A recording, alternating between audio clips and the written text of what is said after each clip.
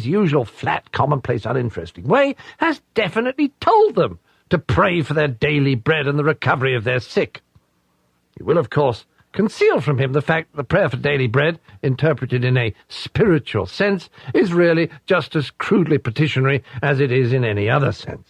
But since your patient has contracted the terrible habit of obedience, he will probably continue such crude prayers whatever you do. But you can worry him with the haunting suspicion that the practice is absurd and can have no objective result. Don't forget to use the heads I win, tails you lose argument.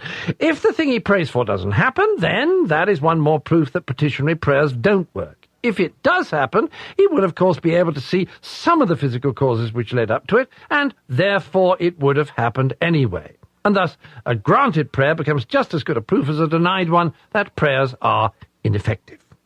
You, being a spirit, will find it difficult to understand how he gets into this confusion, but you must remember that he takes time for an ultimate reality.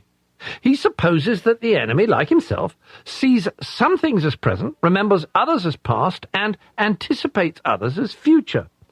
Or even if he believes the enemy does not see things that way, yet, in his heart of hearts, he regards this as a peculiarity of the enemy's mode of perception. He doesn't really think, though he would say he did, that things as the enemy sees them are things as they are.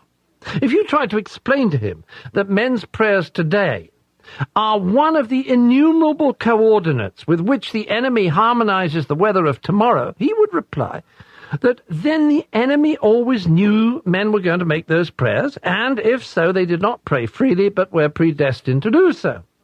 And he would add that the weather on a given day can be traced back through its causes to the original creation of matter itself, so that the whole thing, both on the human and on the material side, is given from the word go. What he ought to say, of course, is obvious to us, that the problem of adapting the particular weather to the particular prayers is merely the appearance at 2 points in his temporal mode of perception of the total problem of adapting the whole spiritual universe to the whole corporeal universe.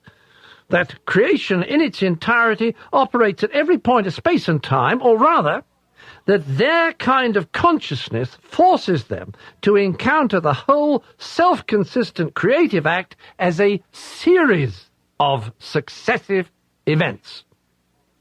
Why that creative act leaves room for their free will is the problem of problems, the secret behind the enemy's nonsense about love. How it does so is no problem at all. The enemy does not foresee the humans making their free contributions in a future, but sees them doing so in his unbounded now. Obviously, to watch a man doing something is not to make him do it. It may be replied that some meddlesome human writers, notably Boethius, have let this secret out. But in the intellectual climate that we have at last succeeded in producing throughout Western Europe, you needn't bother about that.